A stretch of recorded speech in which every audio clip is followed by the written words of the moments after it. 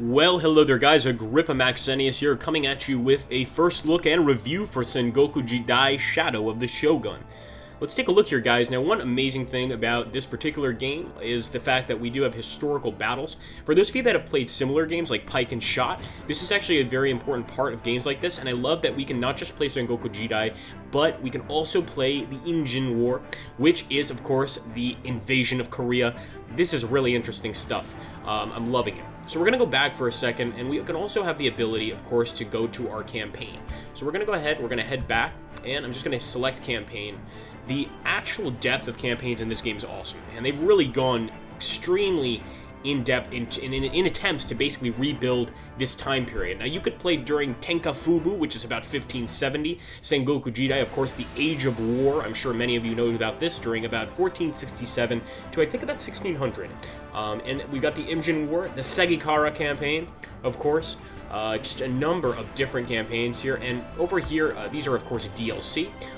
Expansion packs, essentially, Byonga Horan and Genko, but you can certainly purchase them.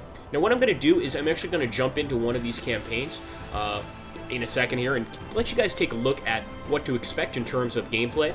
But first, let's just show you here that we've got not only a multiplayer lobby, but also an editor. These are going to be really, really fun, especially for people who know how to use these and can make some awesome community battles like we have in Pike and Shot. So let's jump into the campaign, and I'm going to take the Sengoku Jidai campaign because it's just the one I know best. So I'll go ahead and select Sengoku Jidai, and we're going to go into how to select your side. Now, of course, there are many different sides in all of these campaigns. In Sengoku Jidai, there are only two sides. There's the three unifiers and the opponents. In this case, we could be Hojo before 1530. We could be Hojo 1543, fighting the Asakura. You can really change and customize this as much as you want. We can even fight the Iko-Iki, I guess, religious fanatics, Buddhist religious fanatics, all sorts of different things. So I'm actually going to take Oda 1573 to 1582 against the Iko-Iki, and we are going to go ahead and proceed with the campaign. So guys, for those of you who have not played a campaign of this style before, I will show you what's going on. But as you can see, we're playing as the Oda. So if we had taken the first army selected, we would have been playing as an entirely different clan, which is pretty awesome. Now I'm going to take a look here, and if you haven't played a Pike and Shot or this style of game before, you can stay in these regions that are under your control, and you will gain resources, as well as the ability to purchase soldiers at the end.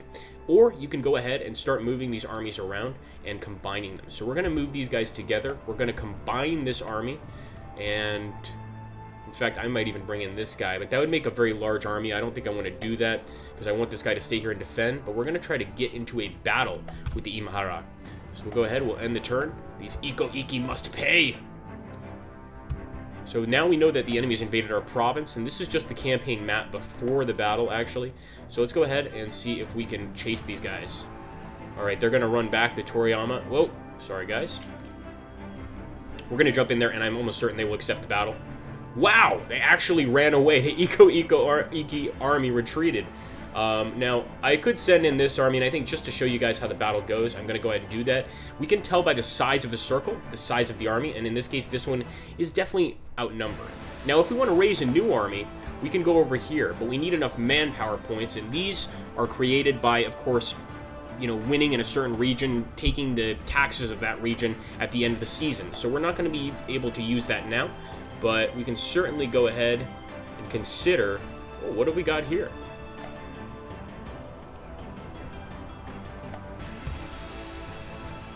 Let me take a look. No, this is 20, so we can't afford it. But now we do have a fairly big army, well, slightly bigger than before. I'm going to go ahead, guys. I'm going to end turn. And once we get into a fight, we will look at the combat of the game itself. Look at that! They're running! How dare they run? Unacceptable. I'm going to trap them. Now, these purple provinces are all under my control, so I don't have to worry about them. And here we go, guys. Battle has been joined.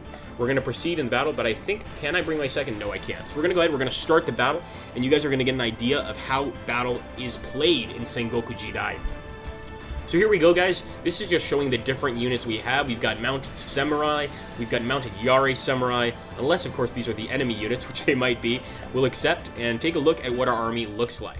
Wow, very, very impressive. So here we go, guys. We're taking a look at the Oda turn, and as you can see, the actual people over at Slytherin have gone through painstaking efforts to recreate a true Japanese-style map, and it really does look like a Japanese map. It's really cool. It's even got these sort of cherry blossoms over here. The actual terrain looks like it's been hand-drawn, and it has been, hint, hint. We've also got a lot of stuff back here, cornfields, or rice fields, I should say, rice paddies. And I usually have a specific setup in this game, and the setup is checkerboard fashion, so this is pretty close. Let's go ahead and we will end our turn. This is just a setup phase. The Iko-Iki, the religious fanatics, are going to be moving forward very soon. We can already see their army, and actually, they have a pretty formidable army. Now, one thing that is new about Sengoku Jidai that you don't see in Pike and Shot, which I find to be very awesome, but at the same time very costly if you don't do it right, is your generals can actually have duels. So for instance, you guys see this general icon above this these two units right here? Well, I'll go over them right now. You can see it over the unit in the forest. There's a little general above his icon. Now, if those guys get into a fight with one of my units that has a general icon above him, they could potentially have a duel, which will decide the combat itself. And if my general wins, their general dies, he might retreat without me having to kill any of his men at all. So there's a lot of that kind of combat in this time period, which is really cool. But we really want to see what the actual combat is like, don't we, guys? So we're going to jump to that, and I will get to part 2 of this first look review. So guys, being in this particular era, now of course we could have chosen an earlier era, we actually have Ashigarus that have matchlock weapons. So we could actually open fire on the enemy. I'm going to get a little closer, and when you see that drop, that's actually their missile troops firing at me.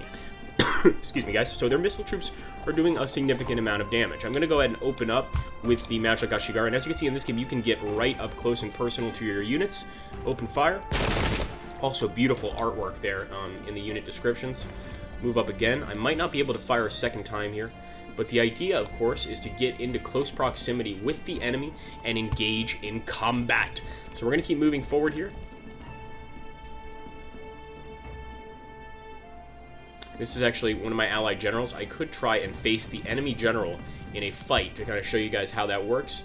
We're going to try to do that, but I'm not doing my best fighting right now because I'm just kind of trying to give you guys a perspective of how combat works in the game. So we'll move up a little bit here. These Ronin are obviously not the greatest fighters. They're pretty quick to run, but nonetheless, we're going to keep using them. Now, as you can see, we're moving our army forward to meet the enemy. Now, you could do this any number of ways, and you could approach it however you like. In this particular approach, I like to keep a reserve line behind, just in case these guys don't do so well in combat. And once we get into fights here with the Iko-Iki warriors, we should be able to utterly annihilate them. But who knows? I might be wrong. Let's go ahead and end the turn. You guys can see how the enemy turn works. I can also get a shot off with these archers, hopefully. Can I? Yes, I can. You gotta love the Yumi Ashigaru. They really know how to fire their bows at long distances. Well, let's see. Got one more spearman unit here, and I'm going to move this one up as well. And I want to go ahead and end the turn. Now, we're going to take a look at what the enemy is going to do. The residual shooting phase allows each side to go ahead and open fire. They fire first, then we fire. So essentially, it's the person, if you end the turn, it's the opposing player that's going to be firing first. And as you can see, the enemy's actually charging us now. And now we're getting in there, really showing us the actual combat. So it looks like they greatly advantaged our Yari Ashigaru, but actually the results were indecisive. So for now, our men are not breaking, they're not running, they're not too concerned about the battle. They're just desperate to fight. So, slightly advantaged, that's fine. And if you want a more complicated explanation, you can go ahead and go to detail. So for instance, now that we have the detailed explanation, you'll see what it looks like. 51. Now, disrupted means that our guys are very, very scared. They're running. They haven't yet taken off completely. That would be broken, but they're getting very close to it. They're very, very scared, anxious, and concerned about the future of the battle. So this is the look at just how much detail there is here in the detailed explanation. Now, personally, I prefer the simple one, and you can also just completely turn that off if you prefer not to look at it. At the end of the battle, there is an explanation of all the soldiers killed and wounded, as well as captured. You can kind of see exactly how your army did in battle. Now, right now, those matchlocks are pretty deadly, but so are the enemy arrows, as you can see. They're taking out a lot of our brave samurai, and not all of our men are samurai. Let me be clear on that.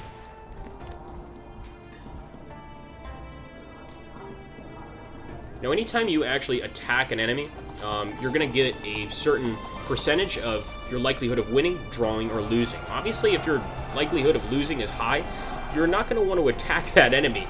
You're probably going to be more careful, want to be more careful in the future. So I'll show you guys that when it becomes our turn. Right now, the enemy is absolutely hacking us away. We can certainly turn this around. I'm going to try to attack one of their generals. We got an 84% chance of a win, so that's a certain victory there.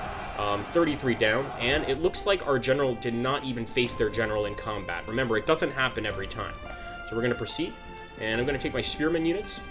I think we can do a lot of damage to these Iko-Iki archers. 52% chance of a win, and there we go. And I love the blood on the bottom there. That's so cool. The enemy is falling back. And this is kind of how the game is played. Now, if it gets to a point, of course, where you actually manage to rout 40% of the enemy, you win, or actually you have to rout 60% of their troops.